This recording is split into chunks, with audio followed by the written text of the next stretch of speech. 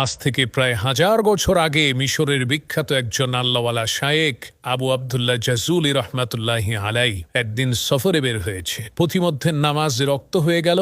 এখন ওযু করার জন্য তো পানির প্রয়োজন। পানি যদি না পাওয়া যায় তাহলে তায়াম্মুম করার বিধান আছে, কিন্তু প্রথমে পানি তো খুঁজতে হবে। তো আবু আবদুল্লাহ জাজুলি রহমাতুল্লাহি আলাই তিনি পানি খুঁজতে আরম্ভ করলেন। খুঁজতে খুঁজতে তিনি একটা কূপ পেলেন। সেই কূপের মধ্যে চেয়ে দেখলেন কূপের নিচে টলটলা পরিষ্কার পানি আছে, কিন্তু দুঃখের বিষয় সেই কূপের আশেপাশে কোনো বালতি নেই। তখন আবু আবদুল্লাহ জাজুলি দেখতে পান ওই কুয়া থেকে একটু দূরেই একটা ঘর রয়েছে, আর সেই ঘরের ছাদের উপরে ছোট একটা বাচ্চা মেয়ে খেলা করছে। তখন তিনি ওই বাচ্চা মেয়েকে ডেকে বললেন, মাগো, নামাজে রক্ত হয়ে গেছে, আমি একটু ওযু করে নামাজ পড়ব।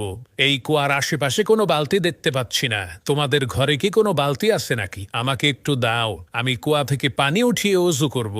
তখন সেই মেয়ে জিজ্ঞেস করল, মানে আনতা আইয়ুহাল মুসাফির, হে পথিক, আপনি কে, আপনার পরিচয় কি? তখন তিনি পরিচয় দিয়ে বললেন, আমি হচ্ছি আবু আবদুল্লাহ জাজুলি। মেয়েটি তখন বলল, হায় আফসোস, আপনি হচ্ছেন আরবের সবচাইতে নামকরা বিখ্যাত শায়েখ।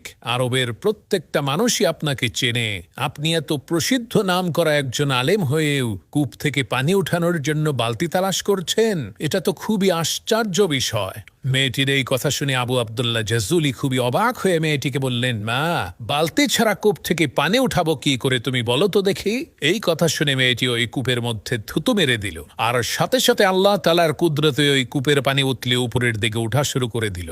মেয়েটির এই কেরামতি দেখে আবু আবদুল্লাহ জাজুলি তাকে প্রশ্ন করল, মাগো, তুমি কি এমন কাজ করেছো, কি এমন আমল তোমার আছে যার কারণে এত বড় কেরামতি তুমি দেখাইতে পারলা? তখন সেই মেয়েটি বলল, হুজুর, আমি মাঠে বকরি চড়াই, আর আমার বকরিগুলো যতক্ষণ পর্যন্ত মাঠে ঘাস খেতে থাকে ততক্ষণ পর্যন্ত আমি আল্লাহর শ্রেষ্ঠ পয়গাম্বর বিশ্বনবী মুহাম্মদুর রাসূলুল্লাহ সাল্লাল্লাহু আলাইহি ওয়াসাল্লামের উপরে দরুদ পড়তে থাকি।